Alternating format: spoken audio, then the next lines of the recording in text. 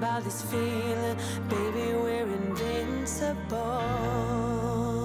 Hi guys, and welcome back to another episode of Rebuilding Notts County. If you're enjoying the series, drop a like on the video, that would really help me out. So today, literally on this exact day, I just got the notification through with our youth intake preview, and this one looks like it might actually be quite decent. Not like phenomenal, but there's still some good signs in here. So firstly, this is an excellent group of players coming through. That's the key thing to note, it would seem. That seems to be the main thing. We have one good young English attacking midfielder, annoying, but that might be left or right. I think it's probably more likely central, from Leicester, who has caught the eye. So not even a player from Nottingham, it's a bit further afield.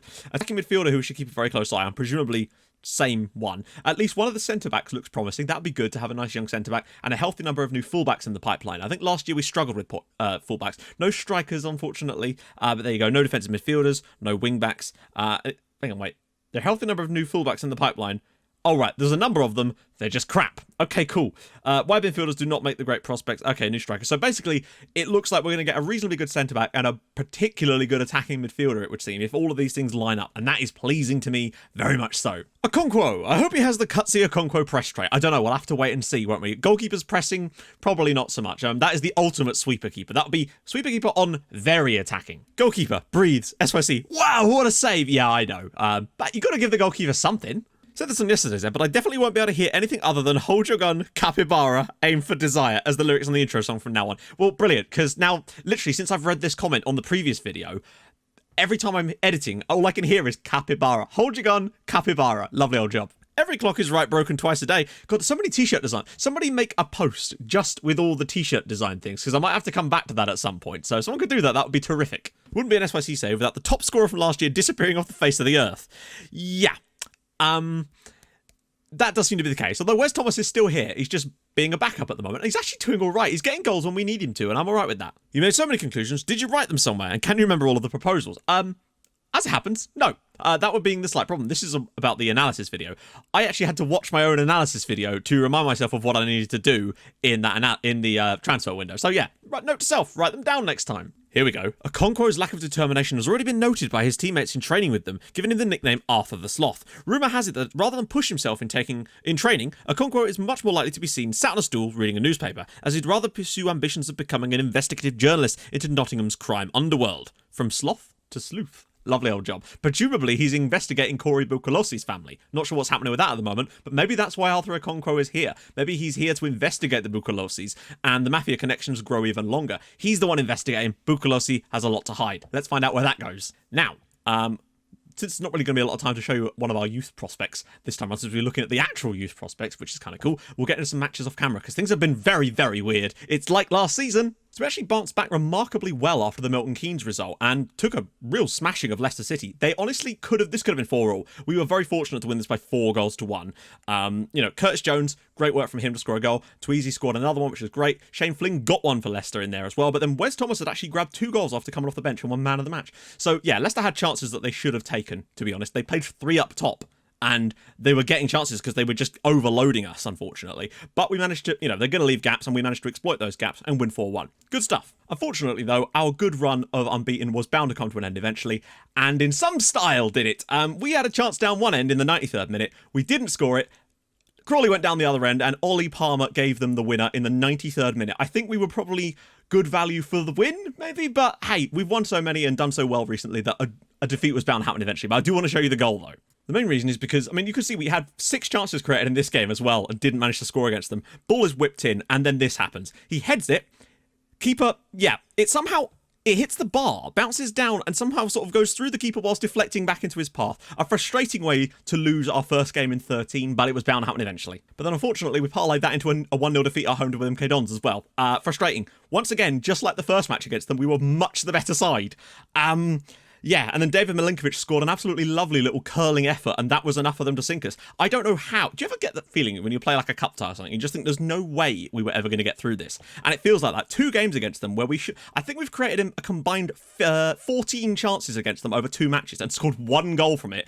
And I think, I don't know, it just was not our day, unfortunately. Baldwin was decent, but just weren't at the races, and as a result, we went out the cup. Shame, really, because I think that would have been a good one. We would have got Salford in the next round, so a real good shot at the third round had we got through, but it was not to be. And then things just kind of went bad from there. 2 defeats, and, well, you know what happens. And I know, of course, you've got to try and manage the squad, manage the morale and all that, but there's limited things you can do after 2 defeats to boost the morale, other than you can talk to the players, do some individual stuff like that, and I did do that, of course, but then we came up against bottom club Tranmere in the next match, and honestly, probably could have lost this one. We were very, very fortunate. Richard Brinley bailed us out with a free kick, a direct one as well, in the 92nd minute. Like, the Patrick Frick goal, he's headed it from sort of the corner of the 6-yard box. It's looped, and the goalkeeper stood right there, and it's just gone straight over his head. Even, like, I don't know. He's sort of doing that pushing thing, but that's just one of those things. Yeah, we shouldn't be losing to the likes of Tranmere. Or I mean, we didn't, but, like, come on. I could just feel the walls closing in and everything sort of slipping away again. As then off the back of that, we went and played Colchester, and how we didn't in this match, I will never know. 19 shots, 10 on target, didn't manage to score a goal. We didn't let them have anything, which was good, I suppose, but the fact that we weren't able to win this match either just goes to the fact that what? Like, you lose one game. It's just, but there you go. That's just how things are at the moment. 0-0 against Colchester United in a game that we completely dominated them. Unfortunately, the injury to Sam Hughes means he's going to be out for 2 to 3 weeks as well, unfortunately. I've had to rotate around Booty and O'Reilly and rest them because they've been so knackered in places. So that might have had an effect on things as well, but it didn't stop us creating a decent number of chances against them. Admittedly, only 3 actual chances in this game, but still, it's enough to get the win, I would have thought, particularly as we gave them nothing. And then, to complete this run of not winning matches at all, we went into the next round of the leasing.com stupid trophy no one cares about against Everton's under-23s. Went down 1-0 to a penalty. Benny Banganamini gave them the goal. No, Banninghamy. That's a cool name, actually. Scored from the penalty spot. They did get a player sent off, but it wasn't enough for us. Yeah, it was one of their 2 shots on target. That being said, they did have a decent number of chances, so this flatters us a little bit in a way. It was a very, very young side out there, but unfortunately they weren't able to come up with anything, and yeah, it only takes a little bit to lose. But yeah, unfortunate really, to go suddenly 5 games without a victory after going unbeaten in 13. That's life. We've only scored 2 goals in there as well, and that's the real problem for me. It does seem like with the flick of a switch, you go from being able to score all the time to not being able to score at all. And I think that just comes down to form and inconsistency in the players, unfortunately. So we're 4 points off the top again. Carlisle right in there. Still 2 points clear of Cambridge United, though, so still in a relatively comfortable spot, and still only 2 defeats this year. That's not too bad when you think about it. Goal difference is way better than the other teams. I think when we get on our day, we're very, very good. We just have some little weird patches, and hopefully when we can get the cohesive unit back together. I mean, we were stringing along 3s and 4s against teams comfortably without conceding goals for a bit, so hopefully we can get back to that. That's the plan. Ironically, we lost to Macclesfield, and we very nearly lost to Tranmere, who are the bottom 2 in this division. It's such a strange league. But that's life. Regan Booty's still the best average rating in the league. Second most assists now, but you can see Twaezy up there on 9 goals now, which is much more like it. I think he's got top scorer potential in this league, although that being said, nobody's really wanting it at the moment. The fact that the top scorer has 10 goals in a league where there's 21 matches already played is very, very odd. But I think if Twaezy can continue this kind of form, he's definitely got it in his tank to go on and be top scorer in this division. But we definitely need to pick it up a little bit. Plymouth away today, they're 3rd from bottom. I have a horrible feeling this is going to be another defeat, in all honesty, but we're going to do our best and hopefully try and break out of it. No win in 5 is not what I expected after the last episode, considering how well we played. And then the 4-1 against Leicester. We'll have to do our best to pick ourselves up and keep on going. So, today, Ginsters. I love that they still have the Ginsters sponsorship. That's pretty cool. A few players out. So obviously Sam Hughes is out, Mitch Rose is out, Brandon Fleming is obviously still out from the last game. We're in woeful form. Can't really disagree with that. We absolutely have to pick things up today. So first, I'm just going to do a quick pick because this is an entirely rotated. So Baldwin, Jones, yep, O'Reilly, Booty. Yeah, they are both allowed to play, I think. Yeah, I promised them that I'd rest them, and I have now done that and completed it. So that's fine. As for this role here, it's going to have to be, yeah, Harry Hamblin. That's all right, though. O'Shea and Oliver at the back. McCrory, Duhaney. It's a pretty strong lineup, if I'm honest. Harry Hamblin is the one I'm a little bit concerned about here, but that's life, isn't it? So the bench, Culverwell, Turner, McPhee, Thomas, Bird, Sousa, and of course, Ron Coates. Lovely old job. He's doing really well in training, so that's pleasing to see. Also, I have kind of sorted this out a little bit now, so we've got a bit more data here now, which is useful. Hopefully, we can turn this into something good and finally get back to winning ways and break ourselves out of it. I feel like we just need one win and we'll be able to get back to our goodness. But missing a few extra players might be that the squad depth is just not quite there, particularly in the centre of midfield. I find that we're kind of relying a little bit too much on Mitch Rose, more than I'd like. So we'll go after Grant. Anthony Sarcevic. Interesting. Didn't he used to play for, was it Fleetwood? I swear he was played further forward than that, but there you go. 3 at the back. Okay. Someone told me in the comments that against 3 at the back, or back 3s rather, they found that going with 2 strikers often tended to help them. So it might be something we could potentially try if things aren't quite going our way, is to throw someone else on up top. Maybe put Wes Thomas on and get rid of Harry Hamblin if we're really pushing for it. You never know. I mean, we're 1 loss away from a team meeting, which is really saying something considering we were literally 1 defeat from our first, 18 games or something. But I don't know. Hopefully today we can come up with something good. There's still a lot of quality players in this team. I'm concerned about the left wing spot. And I don't think it's down to Curtis Jones or McPhee, although I am getting rid of a PPM on McPhee because comes deep to get ball, and I don't think that suits a winger at all. But I just feel like the role that we're asking our left winger to play is not conducive to getting the best out of them in this current setup. So I want to experiment, maybe going inside forward, not sure. Poor effort from O'Reilly there. I don't know, I want to do something there. I don't think it's quite right. And cut out by O'Shea, better. O'Reilly. Good to have him and Booty back though. Baldwin. Might go past his man. Oh, he does get the shot and Cooper saves. Strong start from us. Lots of possession. Oh, good save from Okonkwo. Really nice. He's had his wages bumped again, unfortunately. Whips one across. It's going to be cleared and Booty will pick this up. Keep rotating that possession around. Duhaney. Jones! Oh, what a strike from CJ. Curtis Jones with an absolutely lovely goal. That was, I mean, sometimes when you're not playing particularly well and you just need a pick-me-up, even when you're creating good chances and they're not going in, sometimes you just need something that wouldn't even be considered a chance to go in. And this is a lovely ball from Duhaney, but look at this for a first-time effort. Beautiful, right-footed volley. Lovely bottom corner there from Curtis Jones, and that is great from him. Really nice. It's just nice to have something to hang on to, something to be in the lead again for a little while. That's really what we needed in this game. Let's go and see this one out. Let's keep going. Do not let them score with their first proper opportunity. Oh, he could have got that there. Telford. It's nice work from Plymouth, actually. Uh-oh. Yeah. Instantly equalising. Good goal from Joe Edwards, really. I don't know, you could just feel that one. The way that ball was ricocheting around, everybody looked a little bit disjointed here. It's a nice little knockdown, actually, from Telford, and a lovely ball to the back post, but it's a terrible headed clearance, and it's a great strike from Edwards. Okonkwo sat on his arse there. Nothing he could do about that. It's a thunderous effort. Great. Mayer. Smith-Brown. And it's clipped in. McCroy. Oh, no. Oh, my God. What are we doing? This is what I mean. I don't understand what's changed. Obviously, there's a few little absences in the team, but it is actually incredible how you go from being absolutely dominant to just, look at this. 2 players going for the same ball, and then it's in the back of the net. We might have to switch to 2 up top in the second half, quite frankly, because that was hideous. We got the lead, and I thought, oh my God, we're actually doing something good for once, or for recently, and oh my God. Oh my God!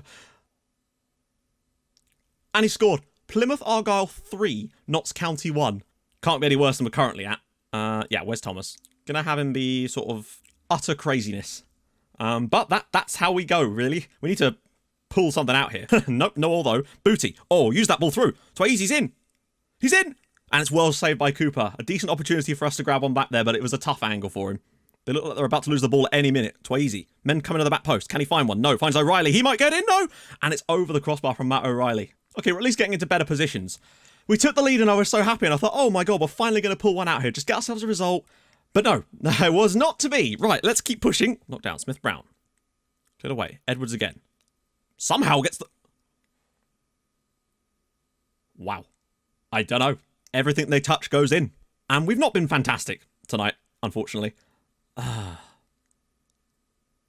Jesus. Don't know why he was so unmarked there. Oh my God, Okonkwo. Buddy, you need to do better than that. Salata. Ooh, caught by Baldwin. Right, let's have this. Goes for Twaezy. He's through. He's going to end up shooting here, and that's fine as long as he scores it. Nope, don't be silly. What, are you expecting your player to score? No. Forward, and Twaezy now makes it 4-2. We've finally scored another goal. It's Nabil Twaezy. He's got on the end of it at least, but what is this match? Hey, sometimes you're just going to have those games, I suppose, where everything they touch turns to gold. Terrible defending from Plymouth there, by the way. Great ball in from Baldwin. And again, Twaezy with his 14th of the season, but come on now. Either way, I'm going to be disappointed with the outcome of this match, but it would be completely indicative of the way things have gone. Why are they all offside? Why was everybody offside? What are they playing at? Why are they so offside? Come on, give us a good delivery, Regan. And it's knocked down. Twaezy's in. It's saved by Cooper. Oh my God. Baldwin. Spread that play, lads. Twaezy's in again. And he's offside again. He had no excuse for being offside for that first one, which he should have done better with. I don't know how close this one was. And apparently we're not going to find out. Okay. Wow. Plymouth 4, Notts County 2. Sometimes you just got to hold your hands up and be like, they scored 4 goals and we didn't. That was strange. Like, it was a very even match overall, and we've just been... There's just got some insane goals in that game. fair play. Yeah. But that's just how it is, it seems. The moment you lose a game, prepare to lose 9 more. Hopefully we can pull something out here, but at this point I'm a bit concerned as to what we're actually supposed to do. But we'll figure it out, do not worry. At the end of the day, we're still having an absolutely cracking season, but now we've somehow slipped to 5th. Look at this, and then it's actually impressive how much that seems to affect teams. Despite the fact the morale doesn't seem to drop too much. Like, the morale is still pretty good. I don't know. One of those things, I suppose. Hopefully we can get back on the winning ways in the next episode, where we've got to play against Cheltenham and Carlisle. There's also Grimsby in there, who aren't too bad themselves. Northampton is so important to win that. If we can win against Northampton, I think that might bounce us back into a decent form for Oldham. We'll get some other players back. Hopefully Hughes and Fleming will return, and maybe that will be the difference for us. We scored 2 goals in this game, but then went and conceded 4. So a very strange turn of events, I'm sure you will agree. Anyway, you're bound to have a bad run at some point in the season. Hopefully this is it. Anyway, if you've enjoyed the video, drop a like. That would be fantastic. And if you're new to the channel, subscribe. And I'll see you guys in the next episode for 2 huge games against Cheltenham and against Carlisle, who admittedly are now actually still only 4 points above us because they refused to run away with the league. So I'm all right with that for now. I'll see you guys soon. Thank you so much for watching. Bye-bye.